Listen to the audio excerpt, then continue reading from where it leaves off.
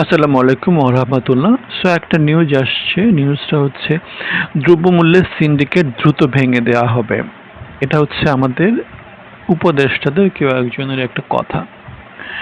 এখন আমার কথা হচ্ছে আমাদের বাংলাদেশে আইনশৃঙ্খলা পরিস্থিতি যেহেতু সরকার নিয়ন্ত্রণই করতে পারে না, সরকার নিজেই যেহেতু খুব বড় একজন চাঁদাবাজ হিসাবে সমাজে মানে রাষ্ট্রে বিরাজ করে, সেটাই সত্য।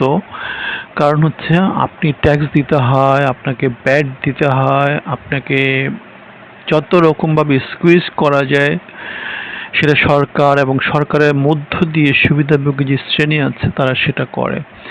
সিন্ডিকেট যারা করে তারা আমার মতো আপনার মতো সাধারণ মানুষ না, তারা একটু সরকারের কাছাকাছি থাকা সুবিধাভোগী বড় মানুষজন, ঠিক আছে? সো সিন্ডিকেট ভেঙে দেওয়া হবে সেটা যদি বলা হয়, সেটা 50 বছর ধরে বলা হচ্ছে। প্রশাসনে অনিয়ম, প্রশাসনে যে আমরা যারা শুনি ডিসি নিয়োগে কত কত টাকা বাসা, অনেক কিছু শুনলাম না, 10 কোটি 5 কোটি 3 কোটি কত রকমের কাহিনী শোনা গেল। সেটা বাংলাদেশের সৃষ্টির প্রথম থেকে অবশ্য এখন অনেক খারাপ অবস্থা, আগে এত খারাপ অবস্থা ছিল না। সো দ্রব্যমূল্য বাংলাদেশে যেহেতু ডিমান্ডটা বেশি, প্রোডাকশন যেহেতু নাই, সো দ্রব্যমূল্য সিন্ডিকেট আসলে তেমন করে কন্ট্রোল করা খুব কঠিন কিছু না। সবচেয়ে সহজ হচ্ছে গিয়ে আপনাকে প্রোডাকশন বাড়াতে হবে। প্রোডাকশন যদি বেড়ে যায় দ্রব্যমূল্য এমনিতেই কমে যাবে। এখন সিন্ডিকেশনটা কেন হয়? সিন্ডিকেশনটা হওয়ার কারণ হচ্ছে আমাদের লোকজন বেশি, প্রোডাকশন কম। সো কেউ স্টক করে রাখলে জিনিসপত্রের দাম এমনিতেই বেড়ে যাবে। এখন যদি এমন হতো যে আপনার প্রোডাকশন অনেক বেশি, আপনি স্টক করে রাখলেন কিন্তু সে তুলনায় প্রোডাকশন বেশি হয়ে যাচ্ছে, তাহলে স্টক করে খুব একটা লাভ নাই, কেউই সিন্ডিকেশন করবে না। সো সিন্ডিকেট ভেঙে দেওয়া হবে, সিন্ডিকেট জ্বালিয়ে দেওয়া হবে, মজুদদারি ভেঙে দেওয়া হবে, মজুদদারি জ্বালিয়ে দেওয়া হবে। এগুলা সব হচ্ছে ঘটনার গভীরে না গিয়ে ঘটনার উপরে উপরে থেকে লোকজনকে আশা বা জনতুষ্টি দেয়া, জনগণকে মাথায় রাখা। ওই যে যেটা বললাম, আমরা ড্রোন বানাবো, আমরা বিমান বানাবো, আমরা পৃথিবীর মধ্যে 1 নাম্বার, এটা করা হবে, ওটা করা হবে। এগুলা সব হচ্ছে প্রোপাগান্ডা।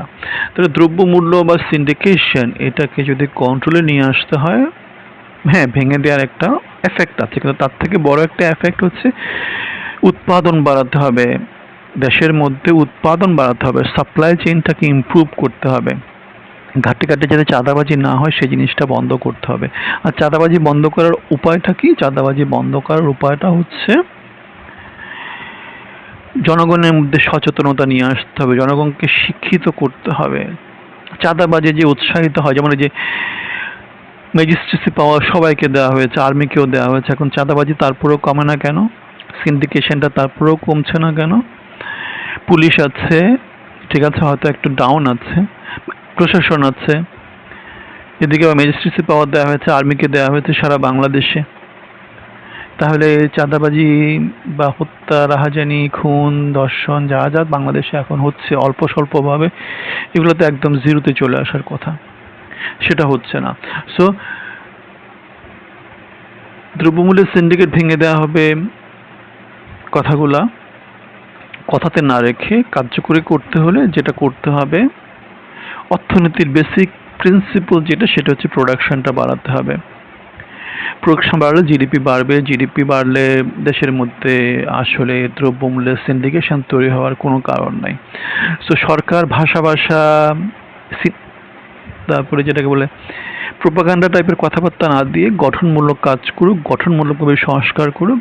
সরকারের নীতি নির্ধারণী লেভেলে এই যে সিন্ডিকেট ভেঙে দেওয়া হবে এই ধরনের কথাবার্তা না বলে, প্রোপাগান্ডামূলক কথাবার্তা না বলে, একটু গভীর চিন্তাশীল লোকজন যারা জিনিসটা বেসিকটা জানে তাদেরকে আমরা সরকারে দেখতে চাই। ডেফিনেশন শিখে আসেন, সিন্ডিকেট ভেঙে দিব, এই টাইপের কথাবার্তা আমরা সরকারের কাছ থেকে শুনতে চাই না। ভালো থাকবেন, ধন্যবাদ।